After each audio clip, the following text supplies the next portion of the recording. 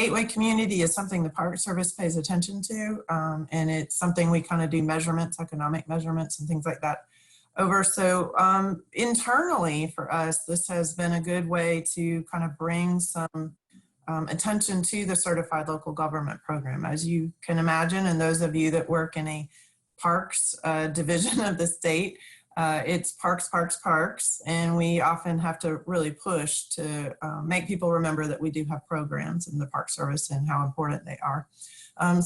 For me, it's been a really good way to kind of sell the program internally, but the whole thing was set up as a type of a communication system for your CLGs and the national parks that they probably deal with. And with that, I'm going to stop talking and turn this over to Johnny and Brennan. Hi, thanks, Megan. So I'll introduce myself again. I'm Johnny Heitch. I'm the CLG assistant and I guess NICP intern turned ACE fellow in the next few weeks. So I've been working with the CLG program since, this last February. Time has kind of blended. It's all one giant month, kind of, to me. Y'all might want to turn on your cameras. Yes. Or it's going to be a blank screen. There we go. Okay, I'm going to turn mine off. So I'll quickly share my screen. I just wanted to give a brief demo of the Gateway app and talk a little bit about what that is and the different functionality. Brennan, do you want to introduce yourself too? Yeah, Brennan. Sure, yeah. My name is Brennan Walters. I think I started working with state, tribal, local plans and grants about 3 months ago as a GIS fellow. So the app that Johnny is demoing now, I kind of helped work on the back end and troubleshoot that and keep it up to date and make sure that all the data you see here reflects the data as it is continuously updated, which things are always changing, as you know. Before I worked with the Park Service, I actually worked in municipal government. So I think I have an interesting perspective now that I'm on this side of the fence. But yes, I worked in planning and GIS before with local governments. One local government that was a CLG and one that was not. So I think I've seen firsthand how, how important the incentives of the program are from that side. So happy to be here. Yeah, Brennan works on the real GIS kind of nuts and bolts side of things. I can help out every now and then. I also do some web stuff for SteelPig, and mostly my main job will be soon updating Chapter 9 of the Historic Preservation Fund Grants Manual. So looking forward to that. Yeah, so I guess I wanted to first introduce, can you all still see the app open? Okay. So first I wanted to introduce what a gateway community is. So the Park Service defines gateway communities as municipalities that are within 60 miles of a NPS unit boundary. And like Megan said earlier, that is when that data is taken into account, that's roughly 80% of all CLGs, which is a huge number. And I think back in 2017, SteelPig staff, like Megan said, Seth and Christine, really looked at that figure and saw an opportunity for some collaboration. And this is kind of one of those tools in the toolkit that CLGs can use to kind of initiate and visualize the connection, initiate collaboration and visualize the connection between parks and certified local governments. So this app shows geospatial data for NPS units, CLGs, National Register listings, districts, Main Street locations where Main Street programs are active, national heritage areas, congressional districts, and U.S. Treasury Opportunity Zones, which are zones designated by the Treasury Department for tax benefits for local depressed kind of communities. So you get tax cuts on capital gains, I think, in those opportunity zones. So yeah, this is all laid out on a map in a ArcGIS and online web format. So they have different layers that you can turn on and turn off and kind of navigate your way through this, and I'll show you quickly what that looks like in a second. But yeah, this is mainly so communities within parks, adjacent to parks, and some kind of removed in distance from parks, because they often face similar pressures and challenges regarding tourism, resource management, planning, infrastructure development. This is a way to connect, to visualize the connection between parks, CLGs, and other kind of governmental entities. So yeah, so this is all encouraging a kind of holistic approach to addressing some of those issues. And so everyone can make informed decisions regarding things like prioritizing traffic corridors, coordinating emergency response for special events, kind of adding community-wide goals to for both NPS units and communities to kind of local CLGs to kind of work towards, creating interpretive programs, and just recognizing future partners for state and local projects. So with that, I'll dive in and take a quick look through the app and kind of show, yeah, the different layers. So I have this loaded in earlier, but we'll see. Things might be a little laggy. So yeah, I worked in Grand Teton last year, so might as well show this area. So over here, this is kind of the basic kind of view. As you zoom in, more resources will become visible to you because it would really slow down your system if you looked at it all at once. So over here on the left-hand side, here are here's your legend, your table of contents of the different layers you're looking at here. So this is kind of around Jackson, Wyoming, Teton County, and over here is the state line into Idaho. So here you can see U.S. Forest Service land kind of outlined, BLM land, Fish and Wildlife, the Treasury Opportunity Zones. I'm not seeing any National Heritage areas right here, but and it has the counties outlined and the CLG boundaries outlined as well. So Teton County itself, which is kind of taking up this whole area, is a CLG by itself. So, and all that information shows up right when you click on it. So I'm just going to click on, yes. So I'm just going to click right there, and that shows, so this is the first of 5 layers. So this is the Grovant Wilderness. So this is a national wilderness area owned by the Forest Service. That's one layer.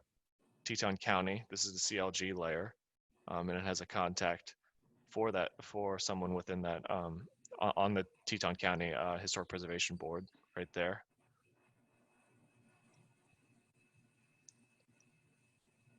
Has the congressional district, and then the county again. So, and then, yeah, the state, Wyoming. So you can go, when you click on an area, it kind of, yeah, quickly shows you everything in that region. Yeah, so this is the elk refuge owned by Fish and Wildlife, right adjacent to Jackson. And this green is the boundaries of Grand Teton. So if you zoom in further, I pulled up one of these. See if I can find it again. believe it's this one.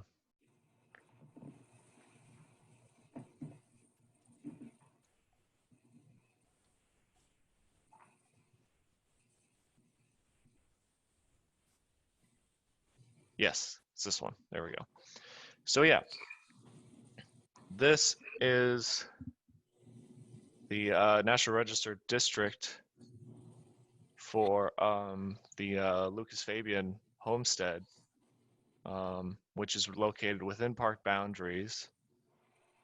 It should be a red color, but because of the greens on top of it, it's kind of blending.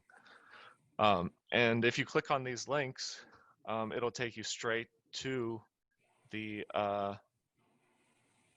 National Register listing, which I had opened up right here. And then if you click on that second link, it'll open up photos as well. So here are some of the photos from the Geraldine Lucas homestead. She was actually if I'm remembering correctly, I think she is the second woman to summit the Grand Teton, I believe, in 1928. She was 58 years old, and she's kind of a character. Lived in the park, had almost 1,400 books. She just read over the winter when the snow got to be like 8-9 feet tall. So yeah, so that is an example of just how you can quickly bring up that National Register information. Zooming back out, I can go over to another CLG. We can take a look at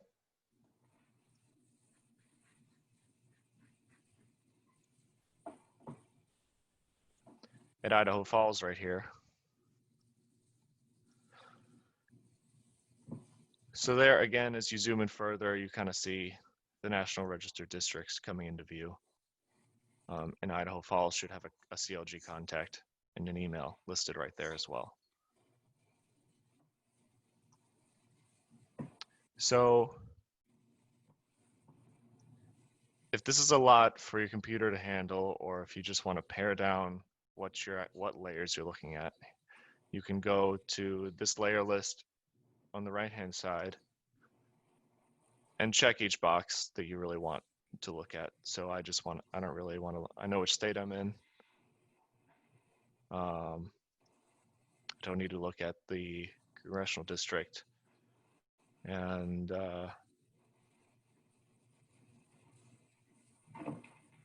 yeah, I can uncheck these boxes and they'll slowly kind of fade away. And so now from out here, you can see the National Register district. And as you kind of close in on it, the exact boundary should show up.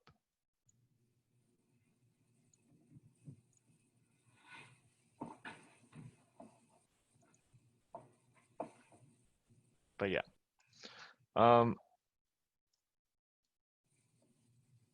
And so it should show also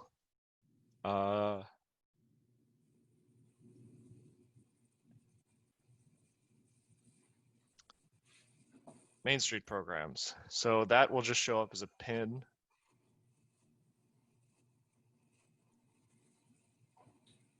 And that'll give you a quick information of whether or not that community has an active Main Street program. So those are the major kind of functional pieces of the CLG Gateway app. It can be found directly on the, I think we have a link on the SteelPig main page, straight to it.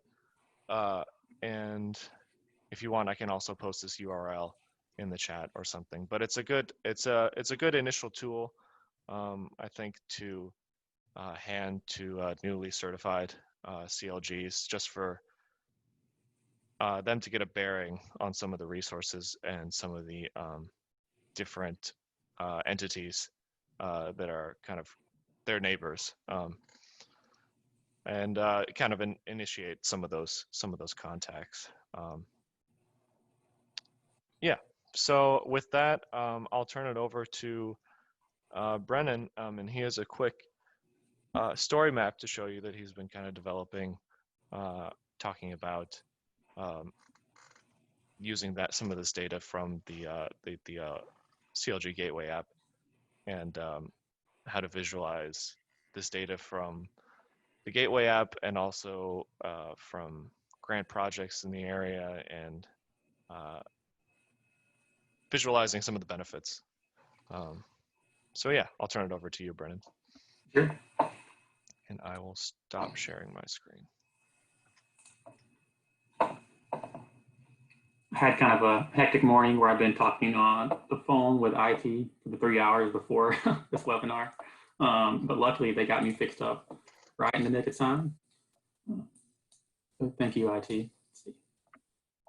But yeah, to sort of touch on what Serena said, I think, in the last meeting, she was kind of talking about how I think the CLGs are oftentimes in the nitty gritty, and we're kind of at a much larger scale.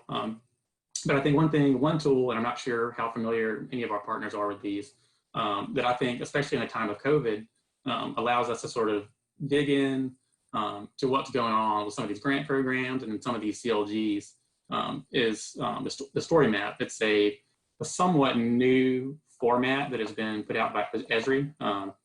And they put out stuff all the time, and some things are better than others, but I think the story map has been one of the best kind of visual and geographic ways that they've kind of created to tell the story about a place and how these things all work together.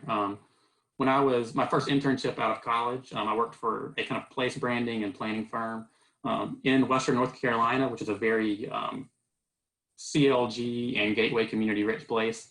And I think the first thing that I learned there was that a lot of interests that seem like they're competing are often not competing, and they're actually mutually beneficial. So if you care about wildlife corridors, you're usually anti-sprawl. And I think most of the urban fabric that existed within our national register system or within local districts is changing to a certain degree, with the 70s kind of coming into the 50-year mark. But they're usually pre-automobile, and they're high density, which also means that they're high tax value, and they're high reusability. Yeah, I know sometimes you'll see these kind of retail strips, and you've probably seen in the news that kind of mass market retail is having kind of a hard time right now. But you see a lot more, I think, sustainability and reusability in these sort of high density areas, which are super often historic districts. So anyway, I think the story map is a really good way to illustrate the different projects going on. And me and Johnny actually have a presentation next week about gateway communities, actually. So I thought a cool way to go through that, and I'm not going to go through every single slide quickly, but to take a look kind of at a higher scale, and I apologize if this is going super slow on y'all's end, but to, let's see, let me go to the actual map. To take a kind of a quick tour of some actual CLGs, and I try to find projects that kind of illustrated some of the things that we lay out as incentives to be a CLG on the National Park Service website. It wasn't really hard to find those things at all. Very often, these are kind of living, breathing examples of why we say these things are good. So.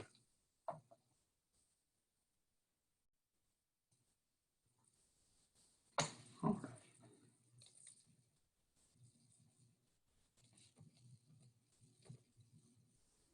Hey, Brennan. Hmm. It's showing well. It's just a little laggy, so just make sure when you scroll, give it another second. You know, Okay. that's Sure. all. It's working.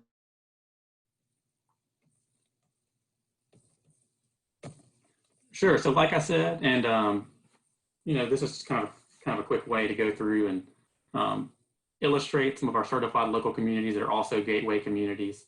So we have Coral Gables here, which has 3 national parks within a 60-mile radius. So you can see here we have the Miami Biltmore Hotel, which is still functioning today. We also have Coral Gables City Hall, which is also still functioning as City Hall today. So that just kind of gives you an example of the reusability and adaptability of these buildings that you don't always see in sort of the kind of late suburban growth. scroll down the next slide. I'm not going to make you guys endure this slide by slide. Let's see. Elizabeth City, I'll give it a little second, North Carolina. It's a certified local government gateway within 60 miles of Cape Hatteras. And I got and just to give credit, if you're actually using this map, you'll see where I've credited HABs for all these photos. But the Grice Fearing House here, it's actually currently for sale, but if you look it up, it's currently functioning as a bed and breakfast. So just an example of ways to increase tourism and get people on the ground.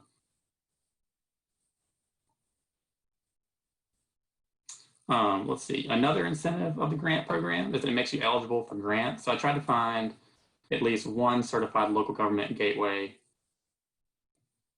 Let's see down here. That had recently received a grant, and this is probably lagging like crazy on y'all's end, but okay, so I'll wait for it to load up a second.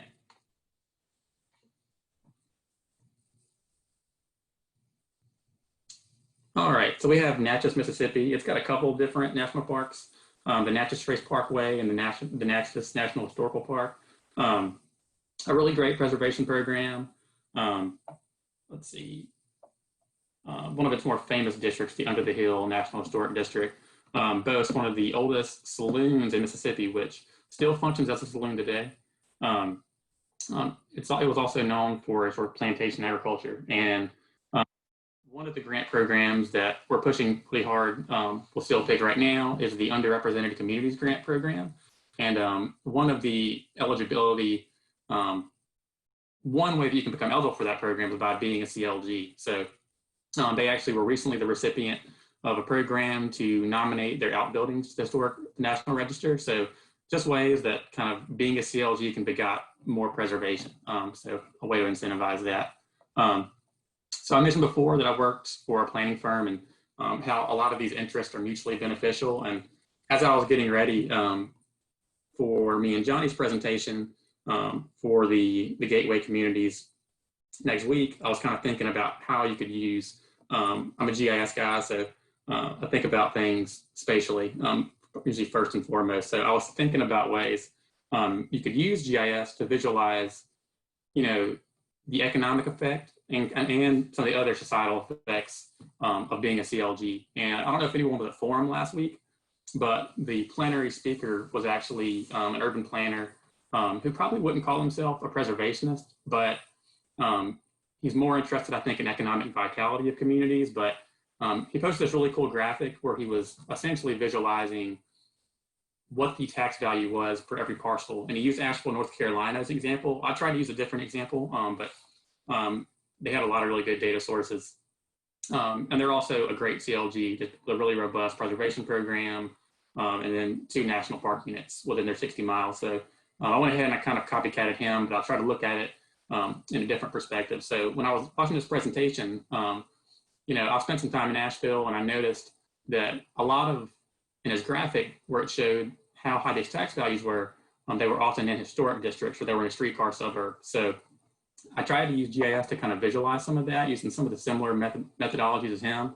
When I was a planner, a nonprofit that I paid a lot of attention to was Strong Towns, and they're not preservationists either. They think more about density and tax value. But like I said, I think a lot of those interests aren't self-defeating. They're all kind of mutual. If you want to, protect wildlife corridors, it's in your best interest, not to have a place with sprawl. If you want to protect buildings, it's in your interest to protect buildings. And if you're kind of more on the Main Street side where economic vitality is more your thing, the density will help you on that side. So I put together some graphics to try and illustrate that.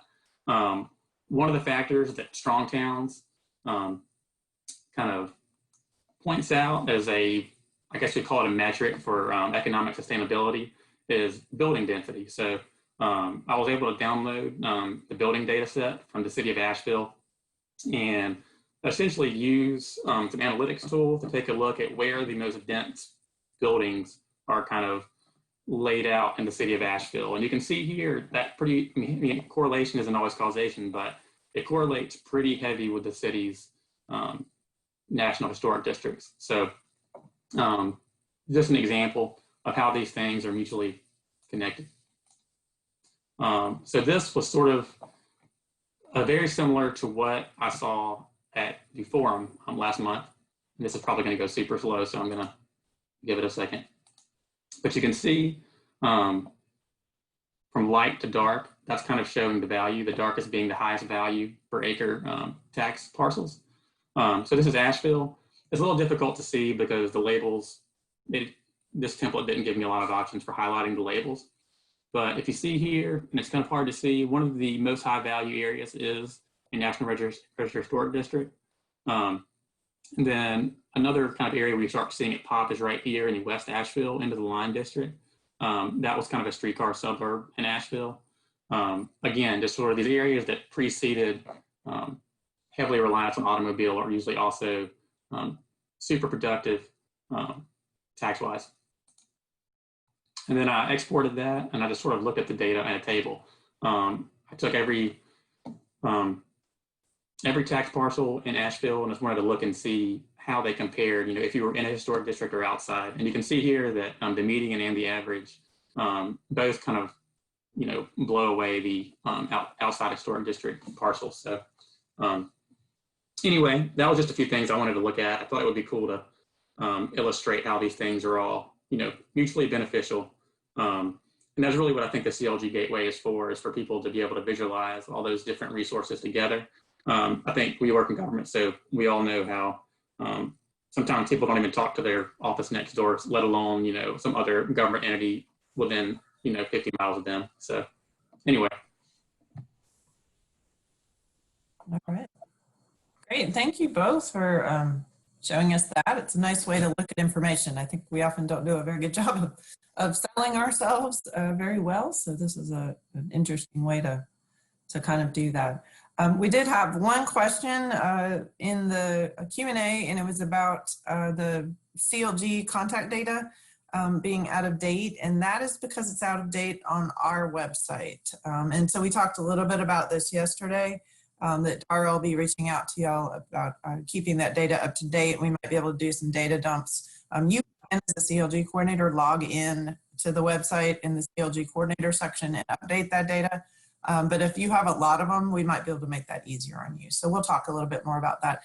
But that contact information is what we share through this app. So that's why it becomes even more important. Contact. Okay. Yes. Yeah, go ahead. Oh, sorry. Yeah, it's pulled directly from that, and once that's updated, it's easy to update that in the Gateway app. It's just a matter of a couple clicks. So we can the data on the Gateway app is always evolving and trying to improve. So that's a good way to put it. Yeah. So any corrections that need to be made, we can make those pretty quickly. Yeah, let us know. And I also put in the chat about the NR data. For the most part, is the National Register's NR data, which can be a little wonky sometimes. So our Cultural Resources GIS program that some of you might have met Deidre McCarthy yesterday in the office hours, they're open to receiving updated NR data from the state. So if that's something you might be interested in doing, you can reach out to us and we can help facilitate that conversation. Okay, well, we are a touch over, and I don't want to cut into people's lunch or breakfast snacks. So we will sign off of this one and come back at 1 o'clock, and that will be a different link that you should have. It's also a Zoom link, but will be in a meeting format. And then that link will be good for the rest of the afternoon. So you only have to sign in one more time. We'll see you back at 1 Eastern time. And we'll do a little bit of presentations, and then it'll be a lot of discussion, questions and things like that. Okay. All right. Well, we'll see you all in a little bit. Thank you.